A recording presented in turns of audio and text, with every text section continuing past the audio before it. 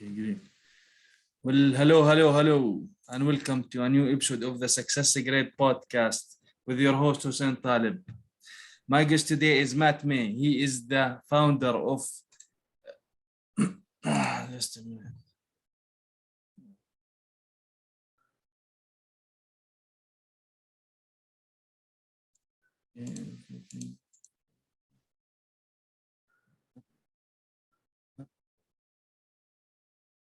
Oh, okay. It is live. Okay. Hello and welcome to a new episode of the Success Grade podcast with your host Hussein Talib. My guest today is Matt May. He's the founder of Premier Team Building and Interactive Experiences. Matt, in the Success Secret podcast, we always try to educate and inspire people to always strive to raise their standard in their business and their life to build a business that they are actually proud of. So, Matt, welcome to the Success Secret podcast. Thank you. I'm so excited to be here. Awesome to have you here, Matt. So, first, tell us a little bit about your story. Why did you choose to start a business involving building good teams and especially we know that building teams sometimes can be difficult for some businesses or startups?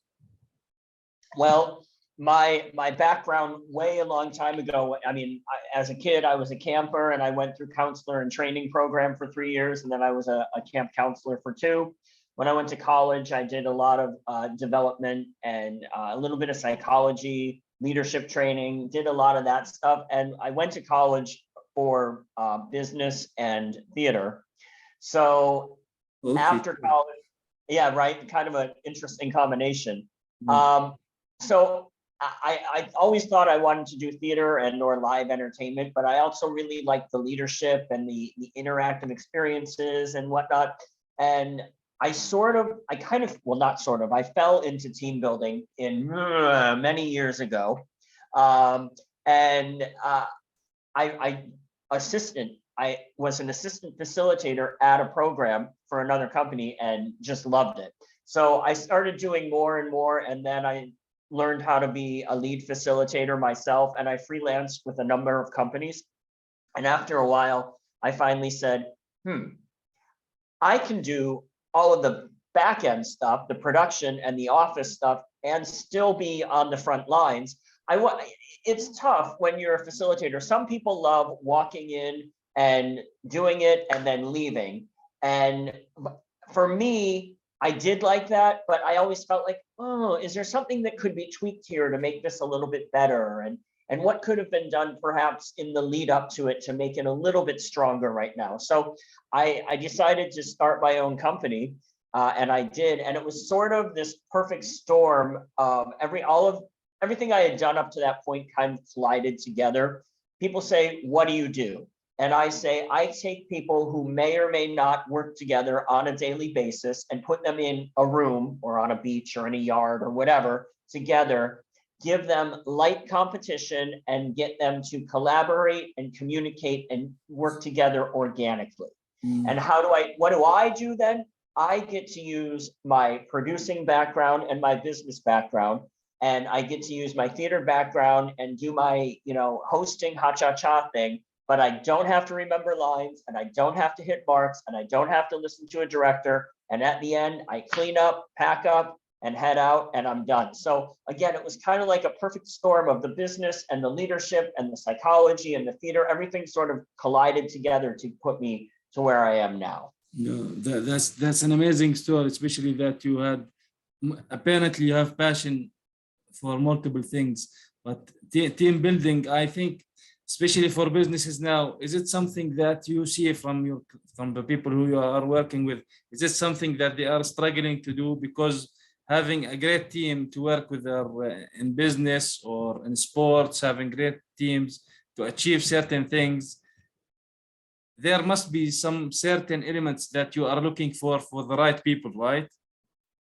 There are, and team building in air quotes has a negative connotation, and that's one of the things that I wrote a book last summer and discovered a lot of that, and why does it, and what are the negative connotations. But coming out of this global pandemic now, People are recognizing and maybe even quote unquote admitting that team building, whatever that is more important than ever, especially since we've all, or so many of us have been work from home for so long now. I hear from a number of clients and potential clients and soon to be clients and whatnot. So many of them are saying, we have this first event, the first event in 2 years, or the first big event in 2 years or more. And half of our people have never met each other in person. They've only met each other on the phone or via Zoom or whatever your preferred platform is. So it's like, oh my goodness, yes. So they realize that it's so important to get people integrating and face-to-face connections. Look, we do virtual experiences. They are important. They're what got a lot of people through the pandemic, right? It was like, what can we do that's fun and different? Yeah, we're still looking at this screen again for another hour or two, but what can we do that's different and at least try to have some sort of interaction with someone other than our dog or our cat or our goldfish or our husband or wife or kids or whatever that we're cooped up with all day. So there's a place for that. But as people are coming out of this and getting back to face, there's something that you get from somebody, and I don't want to get to sound too mystical or whatnot, but from somebody's aura, or even just touching somebody, a handshake or a elbow bump or whatever. It's just that the human connection is so important. Yeah, it's totally different. I don't remember what your initial question was. I guess that was it, that people are seeing how important it is. Okay, yes, to figure out. And a lot of people are having to learn how to work with people face to face again after not doing it for a year and a half, 2 years.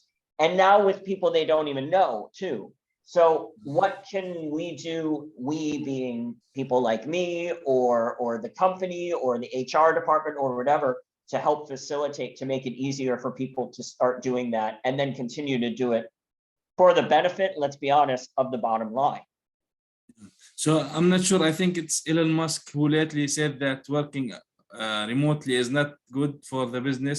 So I assume that applies to certain businesses, but some people or certain businesses working remotely is good. Or what I mean is that it's accessible. It's not something that you have to be in person, but at the same time, like you mentioned, working in the same place, giving a handshake, giving a bump, joking around, you cannot, well, maybe you can joke around when you are on a Zoom call or whatever, but it's still be different from being physically there. So the human interaction, like you mentioned, is very important.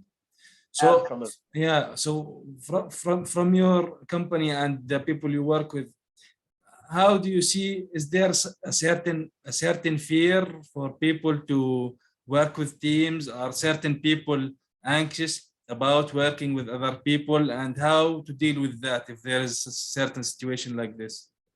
Well, the first answer is yes. The second answer of how is much longer, but I will do my best here. So yes, so team building, people have a feeling that it's a dirty word or a naughty word. And now I'm paraphrasing here. If you want to know the actual things, you'll have to look at my book.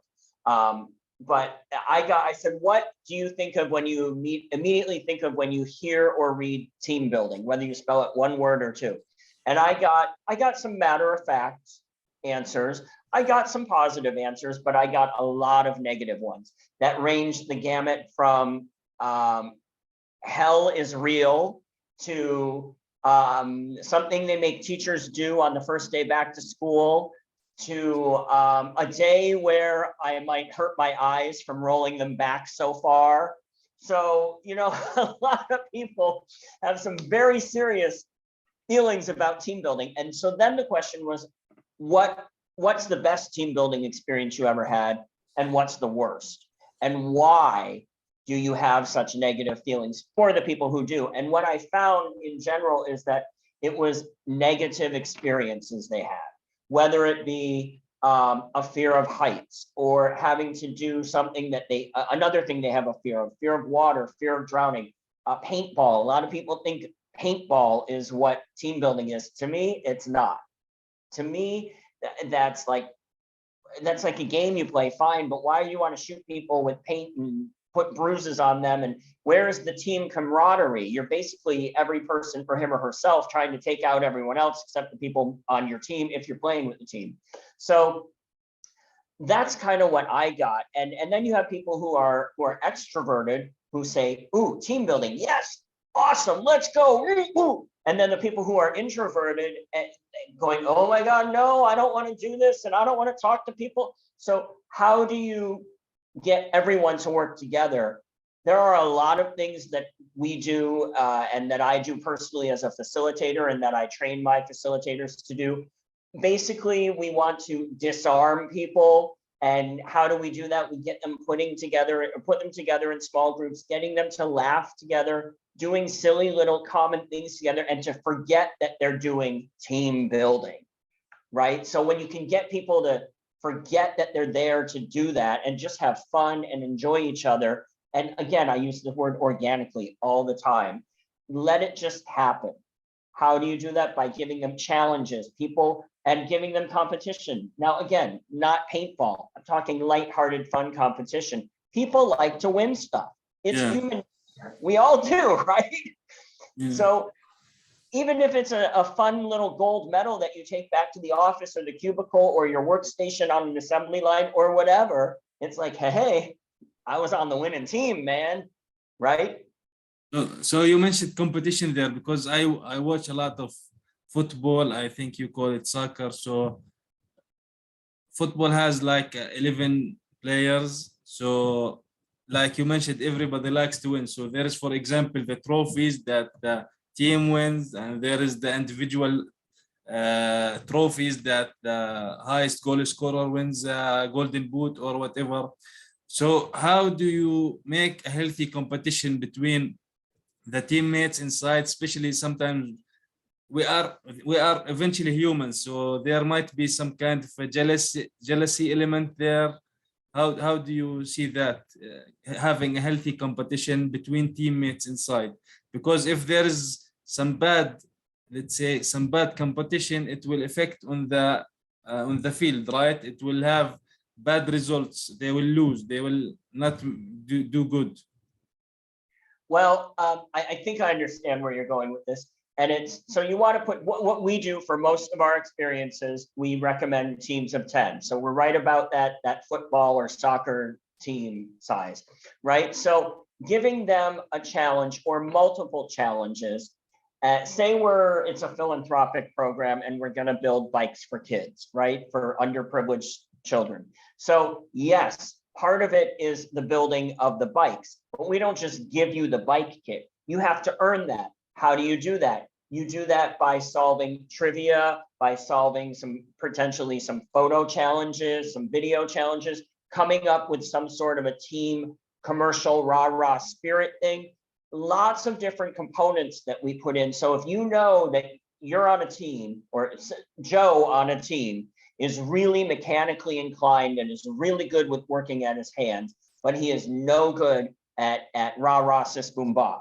Well, then we're going to have Joe, we're going to say, Joe, are we correct by assuming you want to kind of take a back seat, so to speak, when we come up with our marketing campaign, our presentation, our team cheer, whatever, but we can count on you to put a wrench and a screwdriver in your hand and put these bikes together properly, right? So Joe can excel at that, whereas somebody who's in marketing and sales and really enjoys being on the front line of the presentation and selling and putting it out there, maybe that person is going to take a lead with the marketing campaign.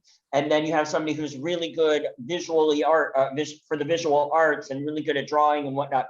Great, we're going to do a big, huge banner. That person's going to focus on that. So finding people's strengths and allowing them to utilize their strengths in the overall good for the overall good of the team to ultimately win the competition.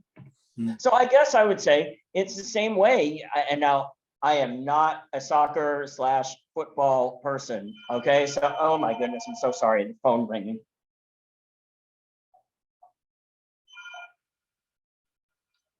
So sorry about that. Of course that happens. It's a spam call. Somebody calling, selling something. I apologize. So again, I don't know football, all right? I do know that there's a goalie, and I know that there's probably offense and defense. I know that much, right? So if you have somebody who is really good at blocking, you're going to put them in goalie. But if that person hates being in the front and doesn't want to get a ball, you know, in his feet to try to get it into the goal, you're not going to have that person play offense. Yes? Am I making any sense? I'm trying here. You're talking to an arts and entertainment guy trying to talk sports. So you are more into the entertainment business. All right, good. I So passed. yeah, so with that, because like you mentioned, there are certain qualities in certain people, right? You want to put the let's say the right man or the right woman into the right place, I guess, right? It's like with any job, with anything in the world, that you want to try to do that, the right man or the right woman in the right place. So is there any certain criteria that or checklist that you have to put this, like, yeah, this is the right one for the team, or this is the right team now together? Because like you mentioned, there are a lot of characteristics of people. So is there like some kind of a checklist that you can do to make sure, to at least try to make sure this is the good combination working together? There may be, and that is something that I would say the managers of the company who are my client, they got to figure that out on their own. What I do is take people who already do work together, right, and put them in a team, or divide them up into teams, or who don't work together and put them in teams. So the idea is to get people doing something out of the norm, and that is an opportunity then for a manager or a director or a C-level person to say, oh, wow, those people, I've never seen them work together, but in this situation, they did, you know, boom, boom, boom, and brought out this whole new thing. I really want to take this back to the office or to the factory or to whatever, and pair them up more and let them try to collaborate more. So personally, I don't like the checklist idea. My feeling is, again, organically, put people together and give them a challenge, because one thing that sometimes clients want to do is they want to do a debrief. I totally get it. They want to find the value of what they just did, and they want to be able to quantify it and analyze it and everything. But we do it if a client really wants. However, I usually say, is this something you absolutely have to have? Here's why. After you've just done this, the end of the program, you're leaving everybody on a high. They've had fun. Maybe they're talking smack. Oh, we were robbed. That one point you beat us, you know. They're having fun. They've just worked together. They've accomplished the task, whether they've come in first place or 14th place, right? They've had fun. They've done what they were supposed to do. They've communicated. They've collaborated. They've worked together. Let them go on that.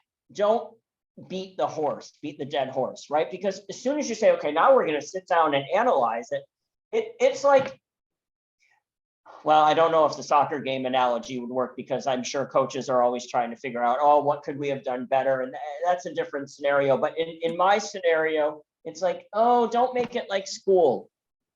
Let it be like recess. We had a good time playing. Let's see what this transcribes to back in the workplace. Yeah. So how do you think, or when do you think is the best times to do certain activities? Like, for example, meetings in corporations, they are mostly done when something goes like wrong, where the team is losing, the coach is yelling and screaming. So when is the best time to do these things? Should there a business or an entrepreneur or whatever have a certain time or a time slot that this is our meeting every month or every week, or it's something that happens randomly when it's needed? Well, I think both are acceptable answers. I really do. Now, if it's, my hope is that, oh my gosh, this is needed. Great. This was a really, really great day or a really great experience for our team. We need to do this every quarter, every 6 months. Money is a factor. I get it. Don't get me wrong. One of my hopes is that companies that are continuing to have employees work from home, either part-time or fully, are going to use the money they may save in real estate. And it's not just office space. I mean, okay, so, well, we're still making people come in 2 days a week, so we still have to have the office space. Okay, but you're not using as much coffee. You're not using as much electricity. You're not using as many office supplies. People are not taking the pens and pencils for their kids at school, right? Let's be honest, it happens, right? If you give everybody a $10 monthly office supply allowance for home, great. They're not swiping the other stuff, and the toilet paper and all these things that people don't think about are business expenses, and they add up. So the money you're saving on that, I would hope, as well as the fact that we talked about before, getting people to have the human connection, companies will have a quarterly all hands meeting or a semi-annual all hands meeting. And yes, come together, let the big boss give a speech, do business stuff, but let's also do an entire team or an entire company team building, whether your company consists of 25 people total or 2,500 or more, right? Get everyone together. So your question, I don't have a specific answer. Either is correct. Now, when to do it within the confines of a conference, perhaps, that depends. A lot of people will say, we want to do it at the end of the third day to wrap it up, leave everybody on a high before they go home, before they catch flights, whatever. Okay, that works. However, in the circumstance, like I mentioned before, where you have 50% of your workforce, they don't know each other. Well, then my recommendation is do it on the first day. Do it right after breakfast. Do it after your CEO address. Do it after your keynote, whatever. Why? Because you get people collaborating and interacting immediately. You set the tone for the next 2-3 days, whatever your meeting or conference is. This is going to be fun. This is not what you're used to. We're all here together. Again, that we're all in it together. How many times have we heard that over the past 2 years? But really, it's true. So let's do that. It also serves the purpose because those people, if you don't know, if you're walking in, you're brand new to a company, what's one thing we all, I mean, I don't know how it is over in your area of the world, but I know over here there's the whole, oh, I don't know where to sit during lunch. I don't want to be with the mean girls. I don't know, right? You're laughing. So obviously this is a universal thing. It is a universal thing because everyone has its geeks and the character, and some people are there is the mean kids and there is the very nice kids and there is the so it's everywhere. Right. So if you do team building at the beginning, you at least know 9 other people that you've worked with that morning.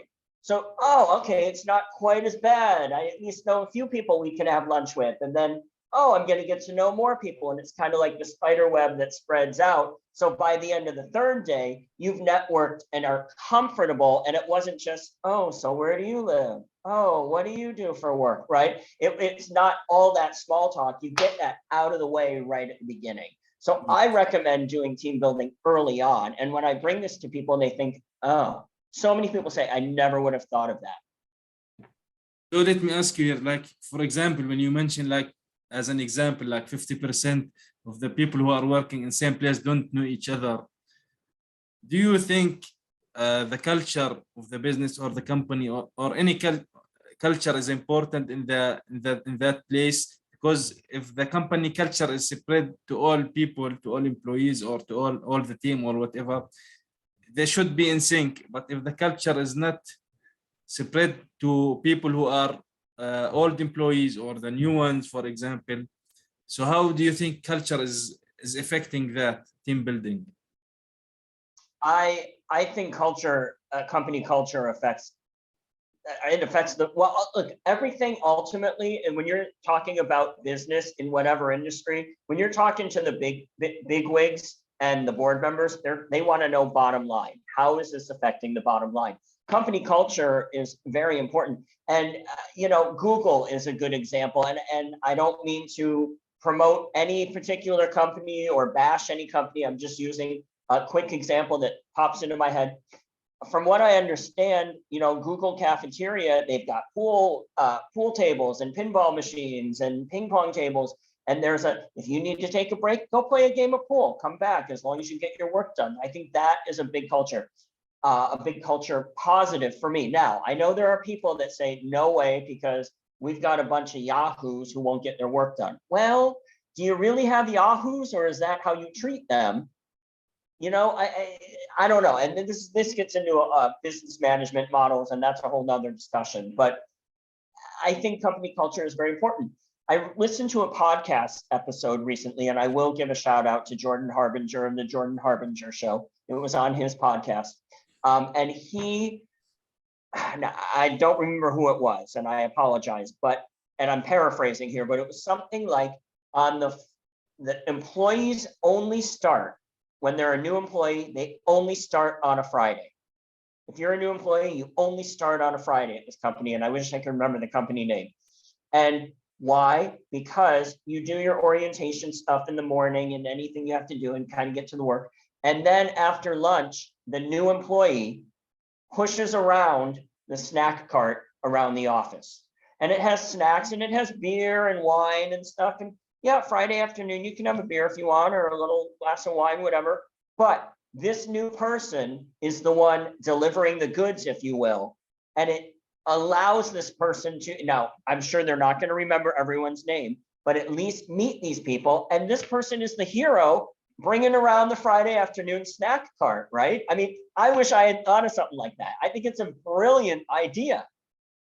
So that's a company culture thing. That is a little thing so what you're the brand new guy, when you leave, you're like, oh my gosh, this is a great company. I can't wait to go back to work on Monday. And I want to say they also give the new guy a gift certificate to go to dinner or something that weekend to celebrate their first day, I think. So my gosh, talk about company culture.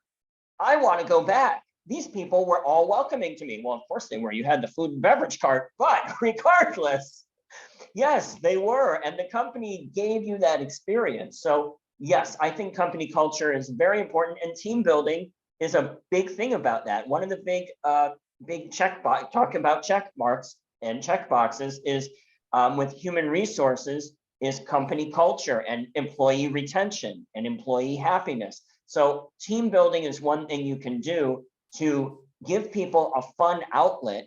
They're having a good time, but they're also working together, developing relationships further, which ultimately enhances the bottom line.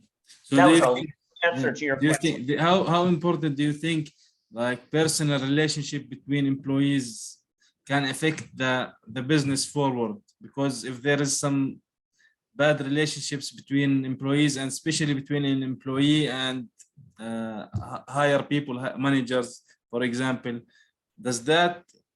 it might, a certain day, it will come to a day where they can't work with each other anymore. So how do you prevent these cases from happening in the first place?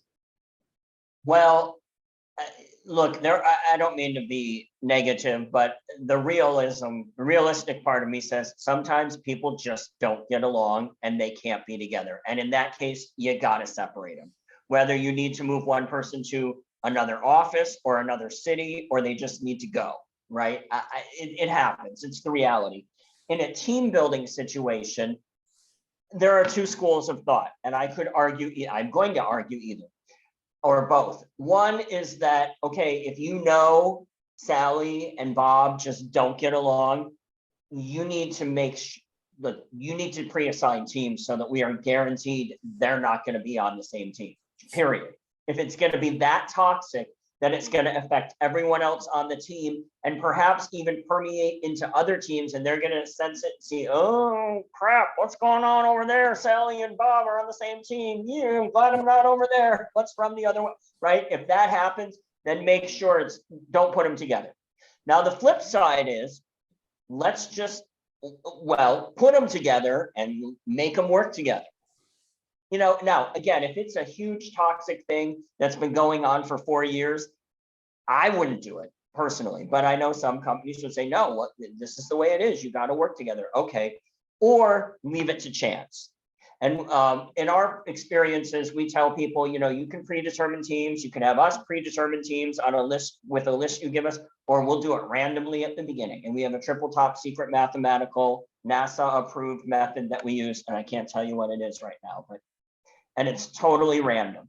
It's actually not that special. I mean, it's fun, but I'm not going to tell you what it is, but it makes it's totally random. It just is the way it is. So maybe Sally and Bob are going to wind up on the same team, and maybe they're not. Are they or aren't they? So from my experience, from what I see, it's like you mentioned, some companies force you to, if there is some certain bad relationship with certain people, they force you eventually to work together because you have to put the personal issues aside. You're here, you come to a certain place to actually work. It's not that, oh, I don't want to work with him or I don't want to work with her. It's like you have to do the job that you are assigned to. So I think that eventually is not going to lead anywhere good. Maybe it can hold on for a while, but not for the long haul, I think. Yeah. So do you think there is something we missed talking about team building? Oh, well, I could go. Don't open up that can of worms, because we'll be on here 3 hours later and I'll still be going on and on. We covered a lot of the big things. I talked about doing it first, making it fun. I think I haven't specifically said this, but again, competition, lighthearted, let people fun. One of my catchphrases is take off the sport coat, take off the tie if you're in a industry or a business setting like that. Take off the skirt. Don't take off the skirt. That sounds wrong. Take off the pumps. You know what I mean? I want you to come in and I want you to regress back to kindergarten, right? Just have a good time. One thing I have found in my years doing this is when you give people permission to play, and not only give them permission to, but give them a job to do where they actually have to be creative and or play and or get on their hands and knees and build something, they will.